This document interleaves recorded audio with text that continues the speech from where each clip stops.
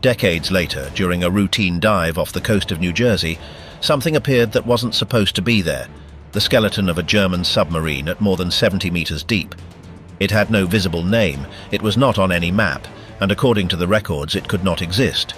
Even so, it was there. And the strangest part, no one had claimed it. John Chatterton and Richie Kohler decided to find out what it was. What began as a weekend curiosity ended up becoming an obsession that cost them years, money, friends, and lives. What did they find down there? And why had no one told the story?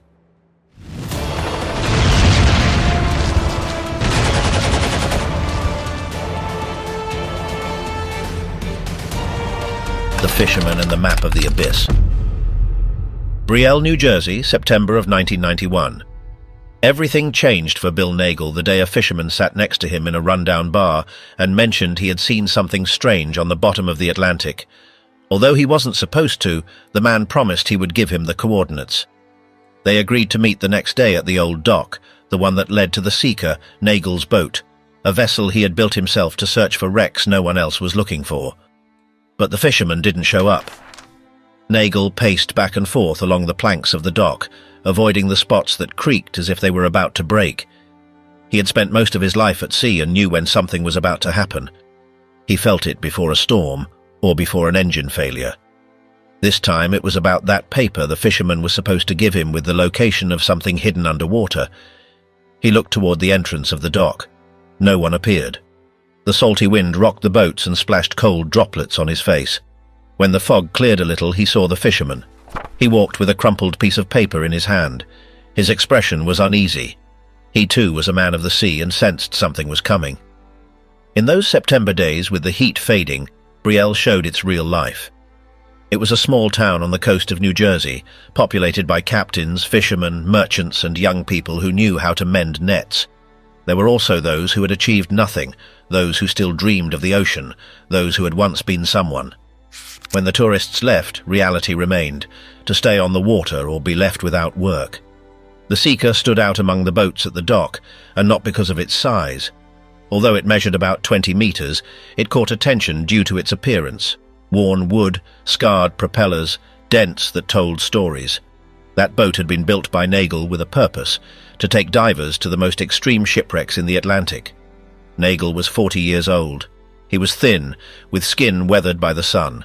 He had been a successful tool salesman, but anyone seeing him at that moment with an old t-shirt, worn-out sandals, and a bottle of whiskey beside him would never guess he had once been respected. But he had been.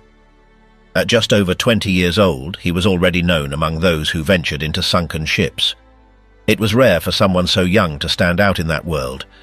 At the time, exploring those sites was a task for very experienced divers. Many wrecks had been ignored for years. Even though humanity had already reached the moon, the bottom of the Atlantic remained a mystery. For Nagel, it was impossible to ignore. It took a lot of courage to do what he did.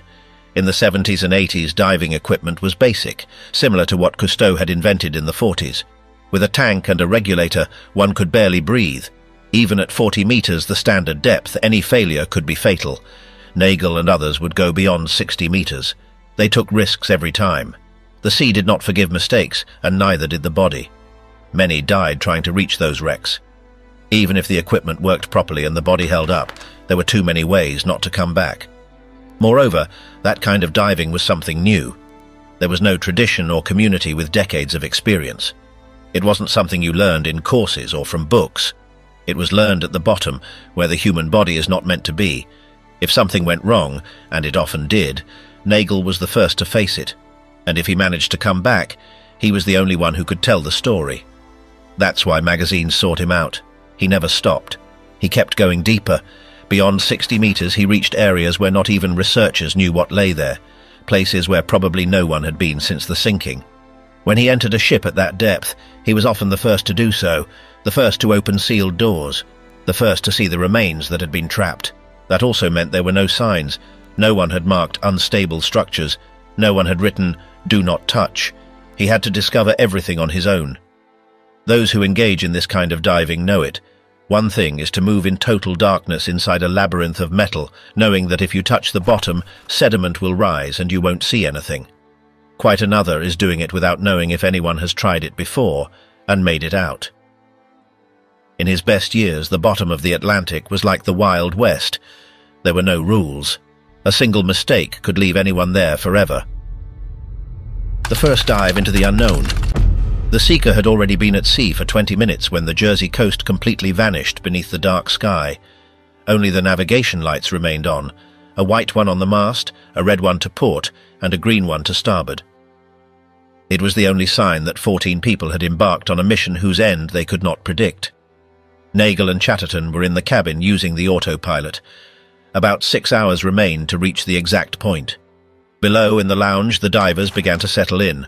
They took off their clothes and climbed into the foam bunks attached to the walls, each with his blanket or sleeping bag, avoiding the original cushions worn from too many trips, sweat and salt. While the two in command continued on course above, everything fell silent below. Most already knew each other from previous expeditions. They knew that night was another gamble, following mysterious coordinates, hoping that this time there really was something beneath the water. They had already found scrap before, worthless rocks or meaningless structures, but this time felt different. The sea was calm. At dawn, the instruments indicated they were less than 1 kilometer from the marked site. Nagel turned off the autopilot, slowed the engine, and fixed his eyes on the sonar. On the screen, a silhouette appeared. It wasn't large, but it was there. Nagel announced there was something at the point, and Chatterton confirmed it. The sonar showed it rose about 10 meters off the bottom. Nothing impressive, but not dismissible either. Chatterton, who could descend to 70 meters without issue, prepared the plan with Nagel. 2 divers would drop the anchor. Chatterton would go down first, just to check. If he saw something worthwhile and not too deep, he would tie the rope. If it was just trash or deeper than 80 meters, he'd release the hook and come back up. That was always the rule. If it wasn't worth it, no one else would dive. The crew gathered on deck, waiting for the order. Nagel stepped out of the cabin, leaned on the railing, and clearly explained the plan. He indicated that what lay below was between 65 and 70 meters, that it wasn't a simple dive, and that Chatterton would go down first. If it wasn't worthwhile, no one else would dive, but if he found something useful, they would continue. Until he gave the signal, everyone was to stay out of the water. Chatterton went to get his gear. Nagel maneuvered the anchor. When it was hooked, he turned off the engines. The seeker was now connected to the seabed by that direct line. At the stern, Chatterton was adjusting the final details of his equipment. The others watched in silence. He asked for 6 minutes. Then they would loosen the rope. If he found nothing, he would release 2 cups, which meant he would not tie anything and would surface. But if he released only one, it meant he had already secured the rope, and they should haul it up. Before diving, he turned to the others and reminded them that until he completed decompression and returned, no one was to go down. Everyone understood. He approached the edge, put in his regulator, lowered his mask and checked his watch. 6 minutes. Nagel checked his as well. Then Nagel returned to the cabin, turned off the navigation systems, and stashed the charts in a drawer. He liked these people, but he wasn't going to risk his coordinates for anyone. While some moved toward the bow, Chatterton knelt at the edge and let himself fall into the water. At the surface, he swam to the anchor rope, grabbed it, and released air from his vest to begin the descent. The current moved him erratically, and the rope twisted into odd shapes. Still, he held on tight and vanished into the water. Studying the enemy, the Nazi submarine on dry land. Chatterton entered the U-505, a German submarine from the Second World War that is housed at the Museum of Science and Industry in Chicago. It was full of valves, cables, steel doors, and mechanisms. Everything seemed like a closed system designed to show that living underwater was possible. Space was minimal. Some corridors were so narrow that 2 people couldn't pass side by side. To move from one section to another, the sailors had to crawl through metal hatches. No one had a bunk that fit their body entirely. As he moved forward, he listened to the tour audio. It explained that the sailors slept in shifts on small beds. In the forward torpedo room, the largest in the submarine, about 24 men slept, ate and worked among potatoes, cans of food, canned sausages and torpedoes. If the sea got rough, the submarine shook violently, throwing the men from their bunks and sending the kitchen pot flying. In cold areas, the ceiling dripped condensation that fell directly on them. The only warm part was the engine room, where 2 large diesel engines made the temperature rise above 40 degrees. Humidity was constant. Some lost part of their hearing due to the noise, and the monoxide affected their sleep and memory. Everything they cooked tasted like gasoline. The air was barely enough to breathe. The smell of confinement built up quickly. Although there were 2 bathrooms, one was used as storage, so more than 60 men shared one. If it was misused, seawater could enter and cause an emergency. At the beginning of the war, they threw trash into the sea, but as they had to stay submerged longer to avoid detection, they began stuffing waste into the torpedo tubes and ejecting it from there. Over time, body odor was worse than the garbage smell. They carried no spare clothes. They wore a single black pair of boxers that lasted them weeks. Chatterton thought about how 60 men had managed to survive inside that space for months while carrying out war operations. During the visit, he imagined real scenarios: explosions, gunfire, water leaks, equipment failures. He analyzed where the hull could break or where one could move more easily. He returned to the tour several times until he knew the place by heart. The guide noticed but said nothing. At the airport, Chatterton bought a notebook, a pen, and a pink highlighter. He started sketching the U-505, marking places where plaques or useful pieces for identification could appear. He wrote, "Manufacturer's plate on the periscope, bronze, could be key." When he boarded the plane to New Jersey, he already had a clear idea of what a German U-boat submarine looked like. The next dive was scheduled for the 21st of September of 1991. The group was the same, with one absence and one addition. Ron Ostrowski couldn't go due to personal matters. He was replaced by Dan Crowell, a ship captain and acquaintance of the Seeker who hadn't been able to go on the first trip. As the day approached, the divers prepared with more intensity. Doug Roberts and Kevin Brennan checked their gear. Kip Cochran, Paul Skabinski and John Yerger read everything they could find about German submarines. Each experienced it in their own way, knowing that it's not every day one has the chance to find something unique underwater. Steve Feldman, head of props at CBS, was especially excited. He had already participated in the first trip. He had gotten into diving a decade earlier, after a sudden divorce. He was depressed, overweight, and smoked heavily. His friends encouraged him to try something: gym, yoga, or diving. He eventually tried a diving class. Since then, everything changed.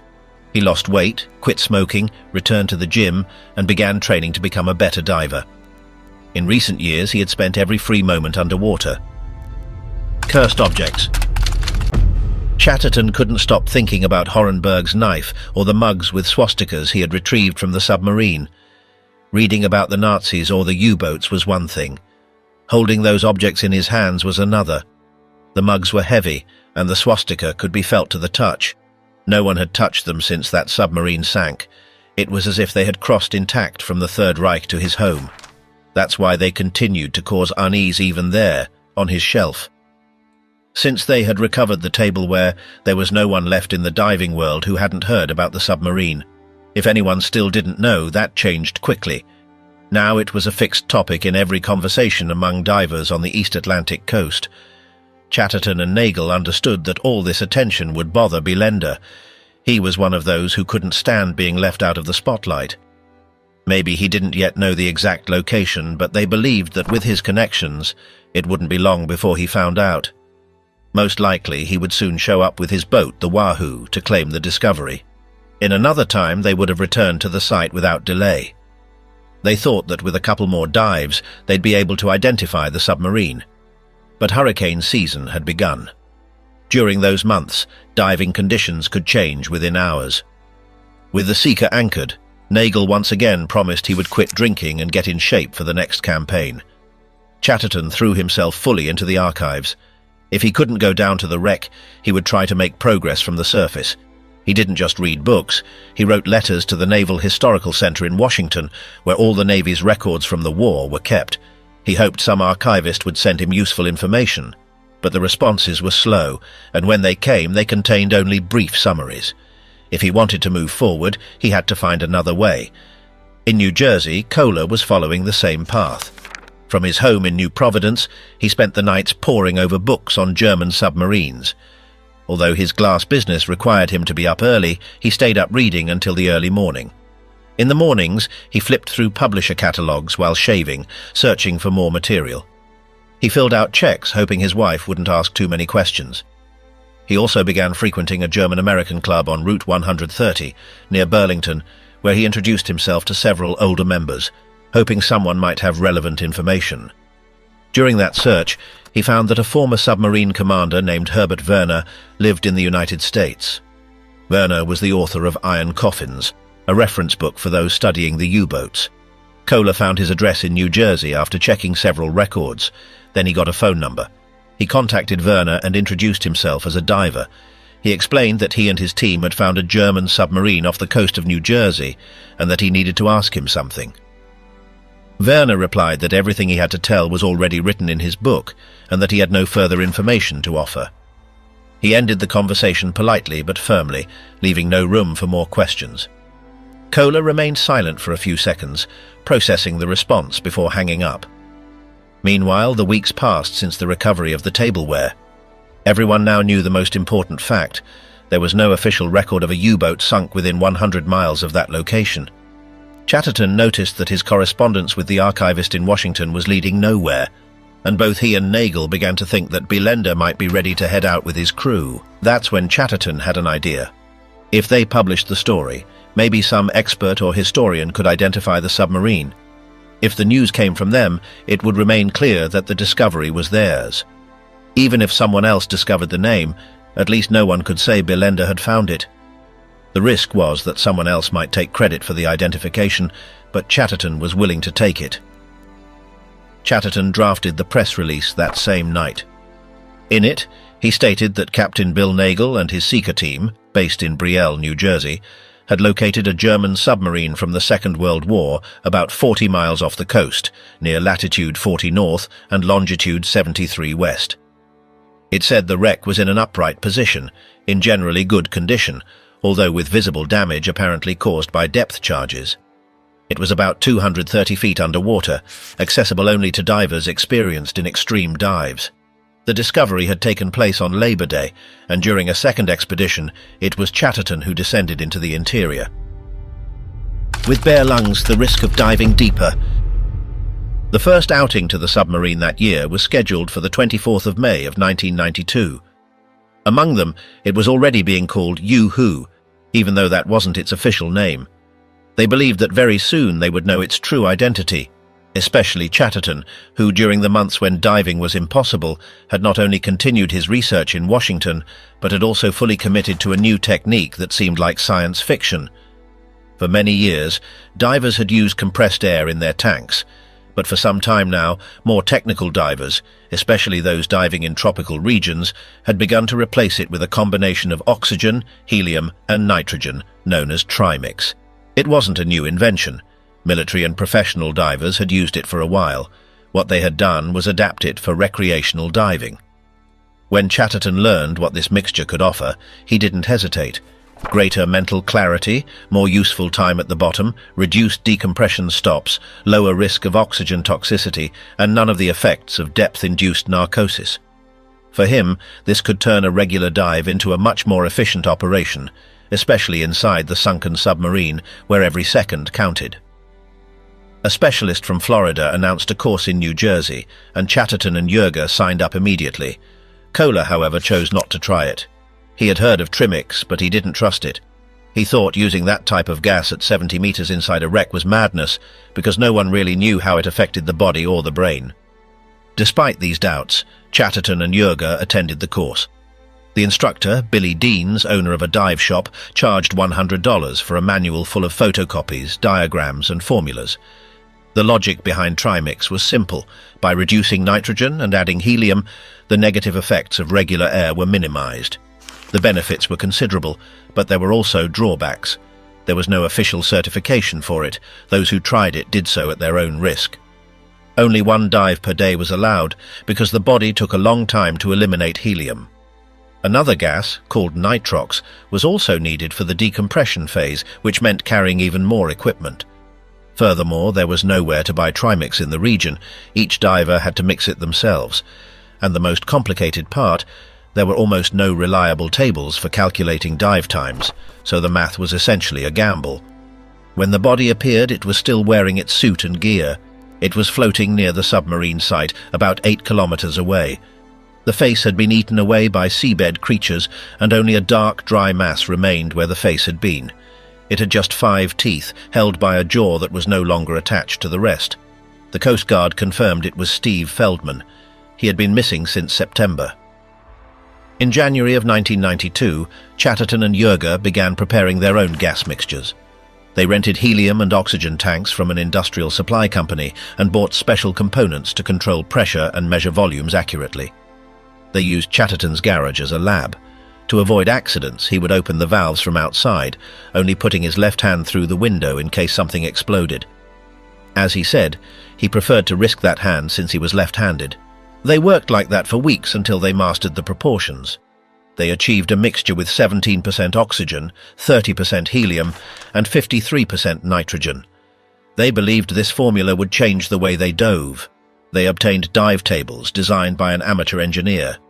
Few dared to calculate with those gases. Using that data and their experience, they managed to adapt the timing to allow for 2 dives per day. They also bought larger cylinders. When the weather improved, they tested everything in a quarry, practicing weight distribution, valve handling, and breathing control. In those calm waters, they felt alert and precise. But they knew that in the open sea it would be different, and inside the submarine even more challenging. On the night of the 23rd of May, the team members gathered on the Seeker. They hugged, checked their new gear, and shared winter stories. Everyone was curious about Trimix. Chatterton and Richie maintained that they believed they would come back alive. Kohler was one of the last to arrive. Compared to Chatterton's new equipment, his looked like something from another era. On his vest, he wore the symbol of the Atlantic Wreck Divers Group, a skull with crossed bones.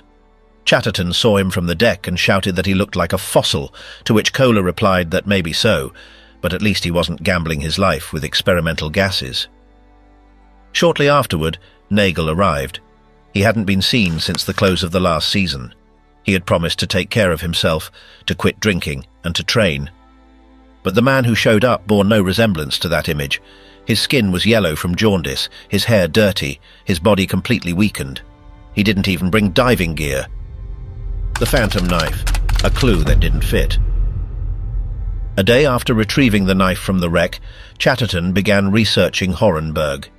He prepared a letter detailing the discovery and sent it to 4 people he believed could help trace Horenburg's identity and uncover which submarine it had come from. One recipient was Harry Cooper, president of Shark Hunters, who had connections in the U-boat world. Another was Carl Friedrich Merton, a veteran with whom Chatterton had previously corresponded and who suspected the wreck might be the U-851, once commanded by a colleague of his. He also wrote to Charlie Grutzemacher, head of the International Submarine Documentation Center in Germany, and to Horst Bredow, a former submariner and founder of the U-boat archive in Cuxhaven-Altenbruch, regarded as the most comprehensive source on the subject. He expected a reply within a week. Meanwhile, Kohler continued reviewing patrol reports from U-boats that had operated near the Americas. For both men, it was no longer just about solving a mystery. They felt that once the submarine was identified, they would have to explain to the families why their relatives were there, buried in silence. If Horenburg had a wife, they thought she deserved to know her husband's fate and understand why no one had reported it for decades. Days went by without a reply, then weeks. Chatterton spent hours by the phone waiting for a call. He checked the mailbox in hopes of finding an envelope with a blue border, typical of international airmail. After a month with no news, he wrote to all 4 again. They all responded the same. They were still investigating, but the case puzzled them. 2 months later, an enthusiast Chatterton had previously spoken with reached out with an update. He claimed the knife was not a valid clue. According to him, there was only one Horenburg listed in the submarine service, and he had not operated in the Western Atlantic. Moreover, he couldn't recall which units he had served in. That left Chatterton baffled. According to reliable sources, Martin Horenburg had been a radio man on a German U-boat.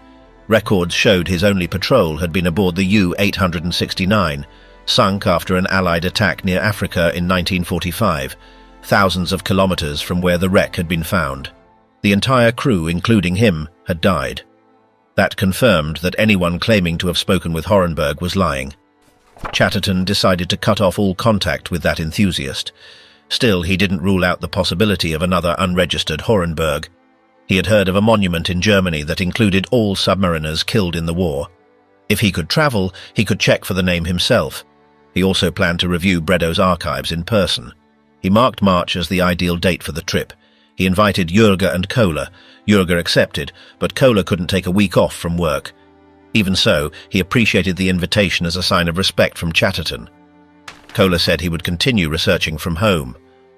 Before traveling to Germany, Chatterton received an unexpected call. An older man introduced himself as Gordon Veith. He had been an intelligence officer during the war in the airship unit, in charge of Zeppelin flotillas. He said he had heard about the submarine discovery and wanted to know what Chatterton was working on.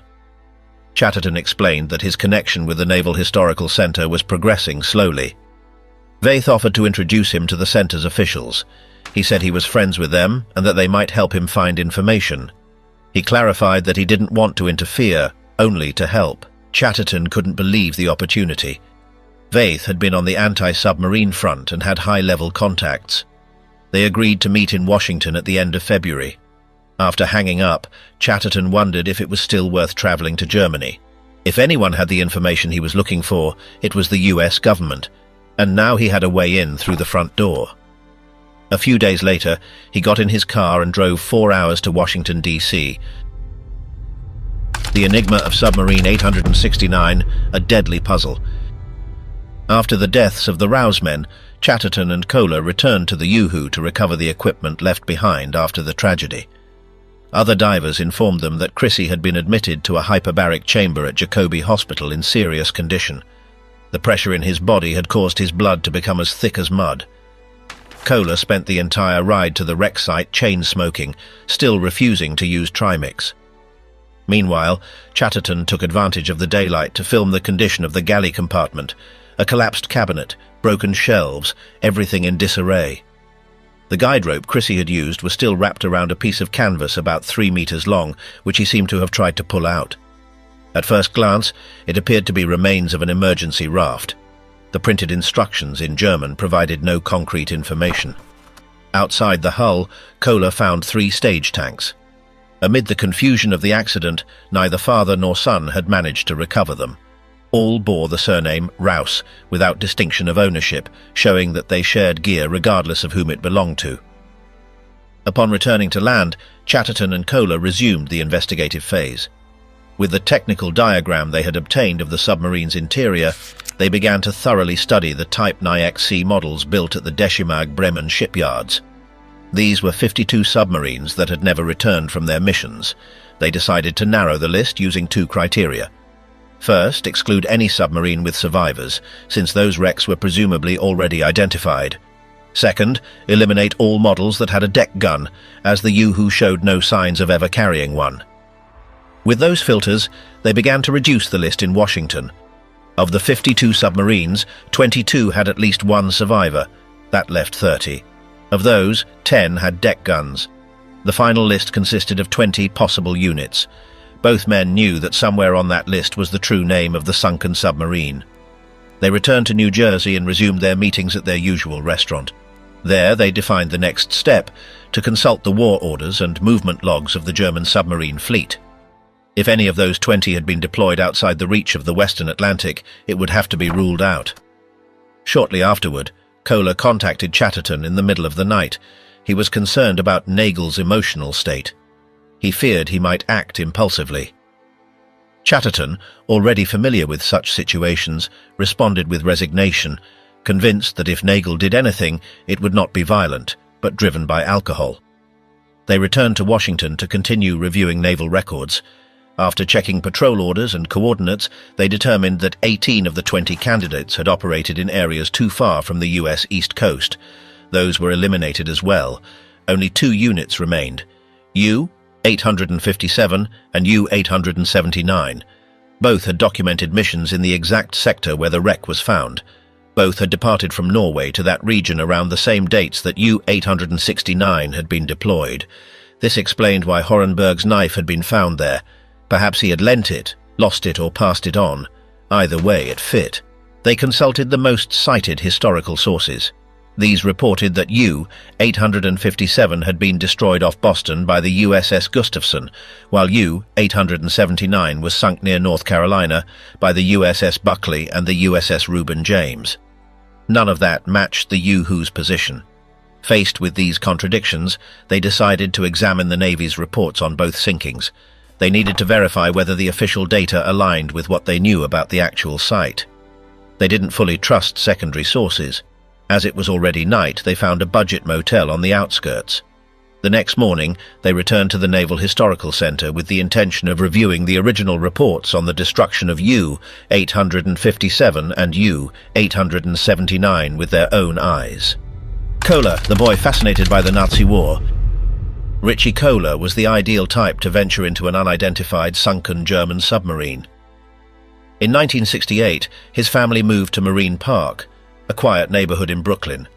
It was a place where Italian and Jewish families lived side by side, where kids ran errands for neighbors and people grew figs in their backyards. His father, Richard, was 28 and ran a glass business. He was deeply connected to his German roots. His mother, Frances, 27, was Sicilian and equally proud of her heritage. Both wanted their children to grow up valuing their identity, especially Richie, who was 6 at the time. But Richie wasn't like other boys. He read constantly, but not storybooks. He was interested in science magazines, books about wars and outer space. When he ran out of reading material, he started over. His mother asked him to play outside, but he preferred more books or technical magazines. He read everything he could understand.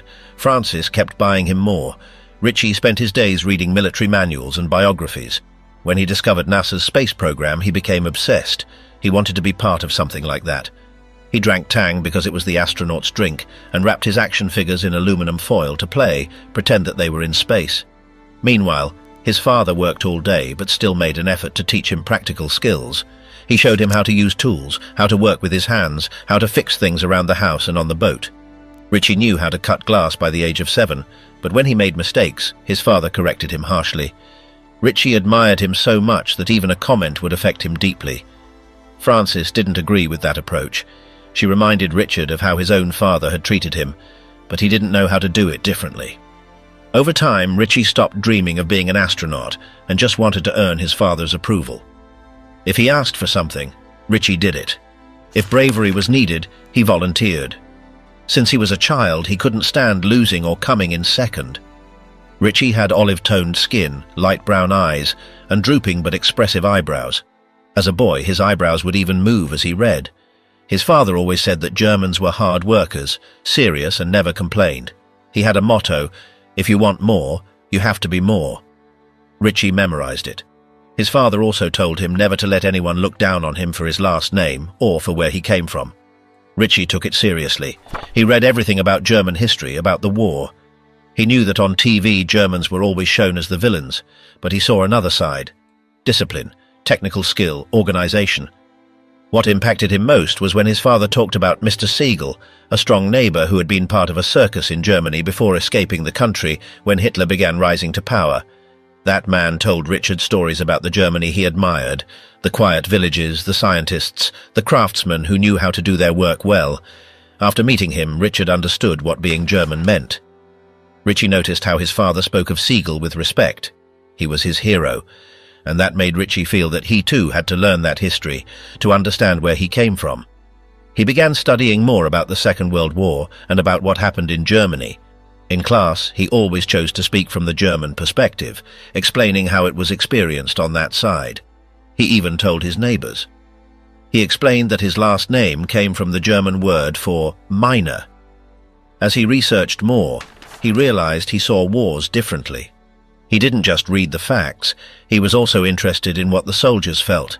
He thought about things like what they wrote in letters from the front, what little things they missed from home, or what it must have felt like to receive news of death back home. He was different. While his friends focused on the data, he wanted to understand the human side behind it all. The final dive, the day everything came together. In late May of 1993, as the weather began to improve in Brielle, the divers organized the first outing of the season to the wreck. The seeker was reserved as usual. By then, both Chatterton and Kohler were already referring to the submarine as the U-857. They used that name even in their presentations to other divers. Many present didn't understand why they kept visiting such a risky site if they already believed they knew its identity. The answer was always the same. Without physical evidence extracted directly from the wreck, everything else was speculation. They hadn't invested so much to stop halfway. The dive was scheduled for May 31st on Memorial Day. Both arrived by road at the port where the seeker awaited them. Chatterton felt an unusual calm. He had already inspected the main areas of the wreck, had found relevant elements, and gathered enough material to form a clear idea of its origin. The most recognized experts in the world of U-boats supported his hypothesis. Kohler, for his part, was also undergoing a transformation. 2 years earlier, his style resembled that of a relic hunter, following the rougher approach of the Atlantic Wreck Divers Group. But things had changed. Chatterton's persistence, his dedication to filming every corner, researching old documents, and challenging poorly documented data had made him see diving differently. For him, it was no longer just about retrieving remains from the seabed. He felt part of a historical quest, although that new perspective wasn't well received by his old peers. During the months on land, several accused him of distancing himself from the group. At occasional meetups, they made sarcastic remarks. Some mentioned the Andrea Doria episode mockingly. These reproaches affected him, especially coming from those who had helped him when he first started diving deep wrecks. Chatterton noticed and didn't hesitate to step in. He made it clear that his former teammates were just repeating dives on already explored ships, seeking objects with no historical value. He told him that if he thought like them, he wouldn't be involved in the submarine investigation. Kohler accepted it without protest. He acknowledged he was no longer the same. During the winter, he even decided to learn how to use trimix. He had seen how that gas had improved the performance of other divers, and also believed the Rouse accident could have been avoided had they used it. He took it so seriously that he quit smoking to optimize his performance underwater. Nagel also showed up on the Seeker. He brought the same sleeping bag with childish drawings he had used since his youth, the same one he took on the recovery of the Andrea Doria's bell. The atmosphere was tense. Some greeted him coldly. When the boat departed toward the wreck, everyone felt at ease knowing that Chatterton and Crowell would lead the expedition. During the voyage, each diver reviewed their strategy. Packer and Gatto, considered among the most technical in the country, had targeted the diesel engine room. Besides the large engines, it held control panels, transmitters, and other devices where the submarine's number might be engraved. That compartment had been blocked until then by collapsed air ducts. Their plan was to try to move them using ropes and lift bags, despite the risk in such a tight space. If they managed to access it, they would also have a chance to enter the electric engine room, one of the few sections of the U-Hoo still unexplored. Chatterton had a different plan. He intended to return to the forward section where he had already been. The radio, sonar, the commanders' and officers' cabins. He decided not to move anything without purpose. His method would be to observe without disturbing. He believed that only this way could the important details emerge. He thought the key would reveal itself if he stayed still long enough without altering the surroundings. Kohler shared that spirit, though he preferred working with his hands. During the winter, he had found several images of German sailors with personal items marked with the submarine's number: lighters, watches, caps. He was convinced that if anything like that was in the wreck, it would be in the area where the crew stored their belongings. That's why he planned to remove items with great care, always avoiding areas where there might be human remains. At dawn, light began to bathe the deck of the Seeker.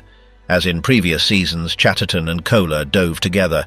This time, Kohler was breathing his own mix of trimix. That gas he had once rejected was now part of his setup. At 30 meters, he confirmed his mind was still clear. At 60, everything remained under control. Chatterton watched him closely, alert, as they descended toward the U-Hoo. The submarine that self-destructed, the mystery of U-869 uncovered. In January of 1944, while Allied bombings continued to devastate Berlin, several hundred young Germans arrived at the Deschimag shipyard in Bremen to begin their naval training. Most brought just a suitcase with some clothes and a personal item. 50 of them were assigned to a submarine that at the time carried the provisional code W-1077. They would later know it as U-869. The vast majority had no prior experience in submarine service. Many had been selected for their technical profiles. The group's average age was just 21. 22 of them weren't even 20. One of the recruits was only 17. This generation of crewmen was very different from those in the early years of the war. In 1939, joining the submarine force required a much higher level of preparation. Among the few with experience was Herbert Gushevsky, a 22-year-old radio operator with 3 previous missions aboard the U-602. He had been transferred off the vessel before its last departure to reinforce other units. It was hard for him to accept. He felt like he had been separated from his home. Shortly after, the U-602 departed for the Mediterranean. It never returned. That same night, while settling in Bremen, he received a visit from another man assigned to his same boat. It was Martin Horenberg, a radio operator of higher rank. They exchanged greetings and a few formal words. Gushevsky silently understood he wouldn't hold the lead position in communications. Still, he accepted the situation and prepared for what lay ahead. A few days later, both operators, along with other crewmates, took a tram to the shipyard to see the submarine they would serve on. Upon arrival, the air smelled of fuel, sea salt, and fishing nets. When they asked for their boat, they were led to a dock where they saw it for the first time. It was a long, slender figure with the typical cylindrical shape. Its dark color blended into the grey surroundings. It seemed part of the water, the sky of nowhere. As the new crewmen settled on the deck, they noticed a tall man watching them silently. He had a stern face and very dark eyes. His posture was rigid. Everyone instantly understood he was their commander. He was Helmuth Neuerberg, 26 years old. Rumours surrounded him, that he had been a Luftwaffe pilot before joining the Navy. He conveyed authority without raising his voice. The men formed ranks of 3 in military style. Neuerberg looked at each of them one by one, then focused his gaze on the water. He gave a brief speech in German, without drama, but with firmness. There were no excessive gestures or emotional words. He simply ordered the submarine's flag to be raised. When it reached the mast, he saluted it with the traditional military gesture, not the Nazi salute. He stated plainly that the boat was now officially commissioned. After the ceremony, the crew departed. Gushevsky, observing the coldness of the event, thought times had changed. That evening, everyone gathered at a boarding house in Bremen to share a modest dinner. Neuerberg sat beside his second officer, Siegfried Brandt, 21, and the chief engineer, Ludwig Kessler, 30. The menu was herring with boiled potatoes, nothing compared to the induction parties Gushevsky had seen before, which included theatre, drink and celebrations until dawn. This time there was none of that. However, his mood wasn't bad. His brother Willie had come to visit, and they shared that meal, which he himself paid for. Afterwards, Willie said goodbye and returned home. On January 7th, 1945, U-869 departed from Kiel. Shortly after, a command station sent it new orders to change course. It was to head further south. That message was intercepted by Allied forces. However, it was never clear whether Commander Neuerberg received the complete order or if there was an error in transmission. As far as is known, the submarine maintained its original heading toward the US East Coast. On January 11th, all communication with U-869 was lost. On land, it was assumed the mission was still underway, heading into the Atlantic. On February 16th, a US destroyer launched depth charges off the coast of New Jersey. They heard an explosion, but there were no clear signs of a hit. No oil surfaced, no debris, no bubbles. In official records, it was never logged as a confirmed sinking. It went unnoticed. Over time, and thanks to later investigations, the truth of what had happened was uncovered. U-869 was not attacked by an enemy.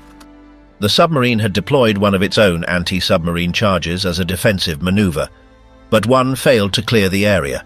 It rebounded and detonated too close to the hull. The explosion caused a rupture in the fuselage. It was fatal. The vessel that aimed to avoid an attack ended up being destroyed by its own weaponry. The forgotten names, the final test beneath the sea. Since 1991, Chatterton and Kohler had followed what the official records indicated. U-869 had been lost near Gibraltar. More than 2 years later, intercepted radio transmissions between the submarine and Naval Command almost fully confirmed that the wreck found off the coast of New Jersey was in fact U-869. Both divers reviewed their personal archives. Chatterton retrieved a crew list he had copied during his visit to the German submarine archive. Kohler, familiar with German ranks and abbreviations, read the names and details. The list included 56 men. The commander was Helmuth Neuerberg, born in 1917, 27 years old at the time of departure. The first officer was Siegfried Brandt, 22. Martin Horenberg, radio operator 25, was also listed. When analysing the sailors' ages, they discovered that 24 of them were under 20 years old. The youngest, Otto Britzius, was only 17. For 3 years they had been diving among the remains of these men without knowing who they were. Now they had names, ages, roles. They were no longer just unidentified remains. News of the transmission spread among experts. The most accepted version was that U-869, originally destined for another area, never received the course change order and ended up on the US coast, where it was sunk. Although convinced, Chatterton and Kohler knew the identification still wasn't irrefutable. No item bearing the submarine's number had been recovered. There was still the possibility that someone could claim the wreck belonged to U-857, which had also disappeared in the same region. It could even be argued that the knife engraved with Horenberg's name had been transferred between submarines. That's why they decided to return to the bottom. A concrete piece of evidence was needed, a part with U-869's number. The diving community did not support the idea. 3 people had died at the site. Others had come close. They said the case was solved, not worth further risk. But Chatterton and Kohler were not willing to leave the story unfinished. For them, an identification without physical evidence was still half a job. Chatterton thought of his childhood years at sea with his father. He understood that what they were doing wasn't just research. They were trying to recover accurate history and give identity to those forgotten underwater. The errors they had found in the official records throughout the process reinforced that need. They knew institutional data could fail. They wanted to contribute a complete truth. In 1994, as the new diving season began, Chatterton set himself a goal: to find a new access route that might lead them to a plaque, a tag, or any physical trace confirming the submarine's number. However, most parts of the wreck had already been explored. The diagrams he kept drawing repeated the same paths. This lack of progress began to frustrate him. At home, during sleepless nights, he spent hours questioning why his ability to find relevant details among the wreckage seemed to have vanished just when he needed it most. During that period, Kohler stayed close. He called frequently or showed up at his door. His direct manner pushed Chatterton out of inertia. He insisted they couldn't stop now. He reminded him it wasn't just about exploring, it was about proving they were the true discoverers of the wreck. He wouldn't allow others to finish the work and take the credit. Their conversations became the fuel to keep going. Chatterton returned to his sketches, revised ideas, and began planning a new search. At the same time, Kohler felt the weight of distance from his family. For the first time, he valued the time lost. He understood that his identity wasn't limited to being a diver. He was also a father, and that now held a different weight in his life. That site, filled with trapped bodies and rusted structures, would soon be called by its true name: a war grave. Diving to death, the dark side of hunting Nazi treasures. Diving into sunken ships without visibility is among the riskiest things a person can do. Down there, everything can turn against you: your body, your equipment, your reflexes, and your surroundings. There are divers who died inside with plenty of air left in the tank. It wasn't that they gave up, it was that they couldn't find the way out. This kind of diving has nothing to do with recreational coastal dives using a single tank. It's nearly impossible to find clear statistics. Those who go deep to search for wrecks are a tiny minority among the more than 20 million certified divers. Their accidents hardly show up in data for a sport generally practiced in shallow waters, in good weather, and in pairs.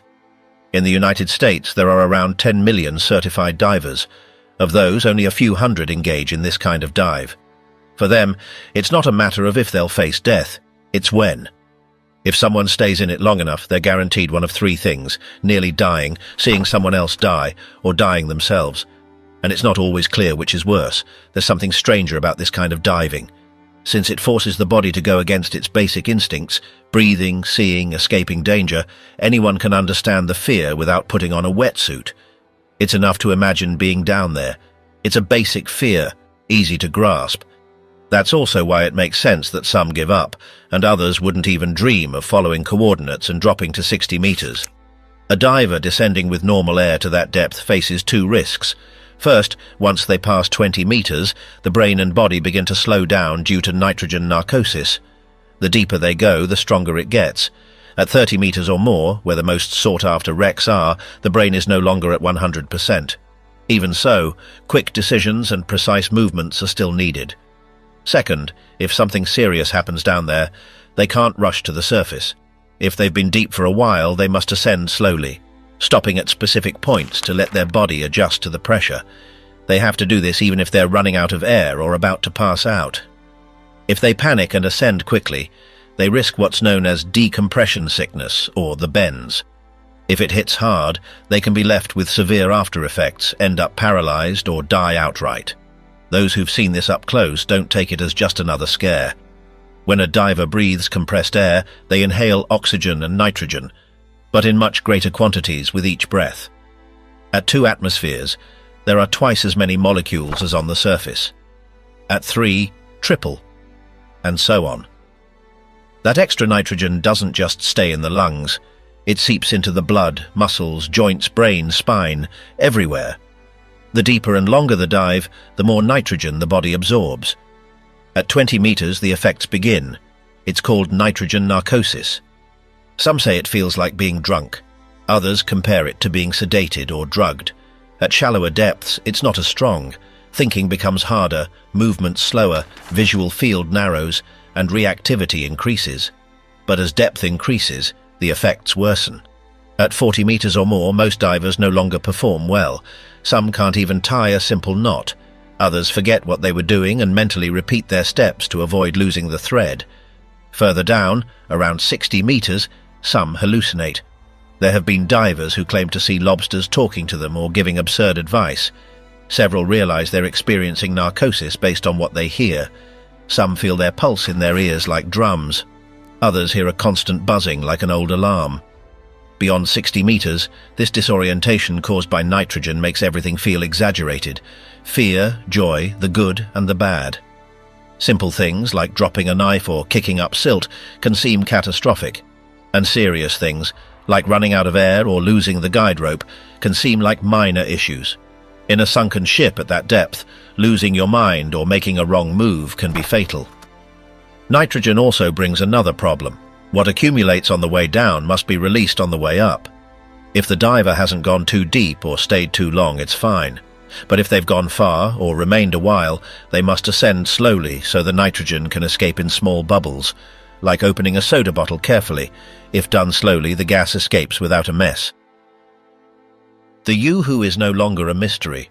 Today it's known that it was the U-869, sunk by mistake on its first mission, forgotten by official records and lost at the bottom for nearly half a century.